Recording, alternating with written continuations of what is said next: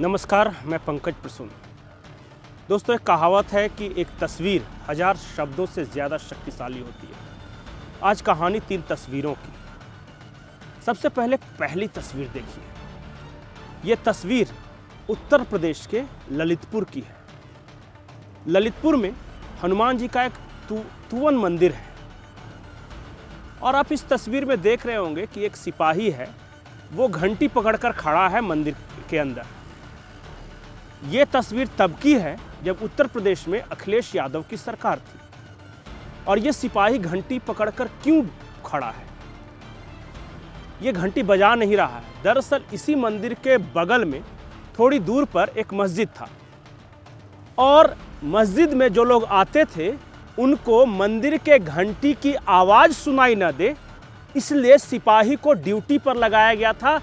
गलती से उस मंदिर की घंटी नहीं बजनी चाहिए। हवा भी चले तो घंटी नहीं बजनी चाहिए, कहीं आवाज़ आ जाएगा नमाजियों को तो उन्हें परेशानी होगी। और ये बेचारा मंदिर की घंटी को पकड़कर अपनी ड्यूटी बजा रहा है कि गलती से भी मंदिर की घंटी की आवाज़ सुनाई न दे। ये हालत थी उत्तर प्रदेश की अखिलेश यादव की सरकार के दौरान। अब एक दूसरी तस्वीर देखिए। ये तस्वीर अंबेडकर पार्क की है। इस अंबेडकर पार्क में मुसलमानों की एक भीड़ ने भगवान बुद्ध की मूर्तियां तोड़ दी थी, महावीर की मूर्तियां तोड़ दी थी। और उस वक्त जिन लोगों ने मूर्तियां तोड़ी थी उनके खिलाफ कोई कार्रवाई नहीं हुई। ये भी उत्तर प्रदेश में समाजवादी पार्टी की सरकार के दौरान हुआ था। तो उत्तर प्रदेश में समाजवादी पार्टी की सरकार के दौरान क्या हालात थे, इन 2 तस्वीरों से आप समझ सकते हैं। अब चलते हैं तीसरी तस्वीर की ओर। ये तस्वीर आज ही झारखंड से आई है। आपको पता होगा कि राहुल गांधी झारखंड की यात्रा पे है, वो न्याय यात्रा कर रहे हैं। इस दौरान एक कोयला लदी साइकिल को वो चलाते दिखे।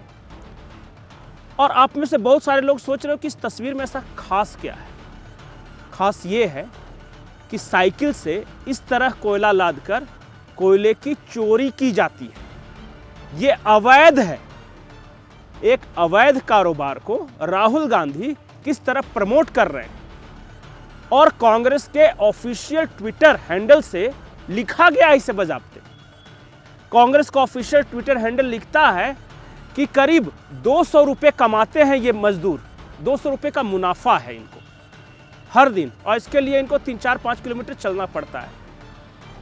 इनको ज़्यादा फायदा होना चाहिए। तो क्या कांग्रेस ये कहना चाहती है कि जो अवैध रूप से कोयला चोरी करते हैं लोग, उन्हें और ज़्यादा फायदा होना चाहिए? क्या कांग्रेस और राहुल गांधी अवैध कोयला चोरी को प्रमोट कर रहे हैं? क्योंकि जिस साइकिल को वो टहला रहे हैं, धक्का दे रहे हैं, और कांग्रेस का ऑफिशियल ट्विटर हैंडल जिस तस्वीर को पोस्ट कर रहा है, वो तो चोरी का कोयला है। और झारखंड में इस तरह साइकिल से कोयला जो निकाल कर ले जाता है वो अवैध है। सरकार ने इसकी इजाज़त नहीं दी है। चोरी को प्रमोट करते हुए राहुल गांधी आपको कैसे लगे? हम पूरी कहानी बताएंगे। उसके अलावा एक और कहानी है, एक राज्य में समीकरण बदलने की कहानी। वो सारा कुछ बताएंगे, लेकिन उससे पहले आप हमारे चैनल को सब्सक्राइब कर लें, इस वीडियो को लाइक कर लें। अब आते हैं अपने मूल कहानी की ओर। प्रधानमंत्री नरेंद्र मोदी उड़ीसा गए। उन्होंने नवीन पटनायक सरकार की खूब तारीफ की। संबलपुर में एक यूनिवर्सिटी के उद्घाटन के लिए गए थे। बदले में नवीन पटनायक ने नरेंद्र मोदी सरकार की खूब तारीफ की, भूरी भूरी प्रशंसा की। इसके बाद कांग्रेस आग बबूला है, उड़ीसा कांग्रेस। उन्हें लगता है कि भाजपा और नवीन पटनायक की दोस्ती उनके लिए ठीक नहीं है। कहीं ऐसा तो नहीं कि नरेंद्र मोदी और नवीन पटनायक बहुत साथ साथ आ रहे हैं और ये समीकरण बना तो फिर उड़ीसा में क्या होगा? वैसे भी उड़ीसा के लोग ये मानते हैं कि दिल्ली में मोदी और भुवनेश्वर में नवीन बाबू, ये बेस्ट कॉम्बिनेशन है। ये जोड़ी बहुत अच्छा परफॉर्म करती है। और ऐसे में एक दूसरे की तारीफ करने से उड़ीसा की राजनीति का समीकरण बदल रहा है। वैसे भी 2009 से पहले नवीन पटनायक बीजेपी के साथ ही थे। 2009 में स्वामी लक्ष्मणानंद सरस्वती की हत्या के बाद रिश्तों में खटास आई और अलग हो गए। बहुत ऑफिशियल तरीके से अलग हुए थे। चाय की एक प्याली के साथ बातचीत करते हुए नवीन बाबू ने कहा था कि अब गुजारा संभव नहीं है, मैं अपने रास्ते, आप अपने रास्ते चल जाइए। सौहार्दपूर्ण वातावरण में अलग हुए थे। 2014 के बाद जब इस देश में नरेंद्र मोदी की सरकार आई और केंद्र की सरकार को जब किसी मुद्दे पर वोट की जरूरत हुई तो नवीन बाबू ने बीजेपी का साथ दिया। कहा जाता है कि नरेंद्र मोदी और नवीन पटनायक के रिश्ते बहुत सहज हैं, बहुत अच्छे रिश्ते हैं, और अगर उड़ीसा इसी रास्ते पे चलता रहा तो उड़ीसा की राजनीति बदलेगी। दिल्ली में मोदी, भुवनेश्वर में नवीन पटनायक, ये नारा वहां बुलंद होने लगा है।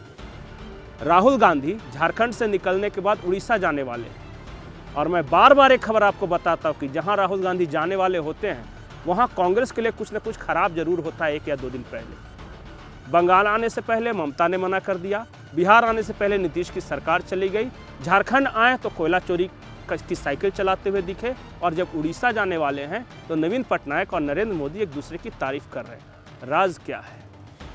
क्या उड़ीसा एंट्री से पहले कुछ बड़ा उलटफेर होगा? क्या कुछ बड़ा समीकरण बनेगा?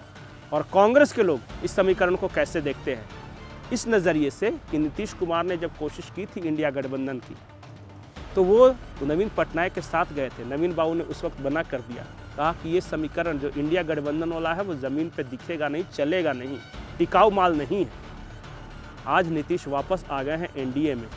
नवीन बाबू की बातों को नीतीश कुमार जरूर याद कर रहे होंगे, वे सोच रहे होंगे कि नवीन बाबू ने कितनी दूरदर्शी बातें की थी। नमस्कार।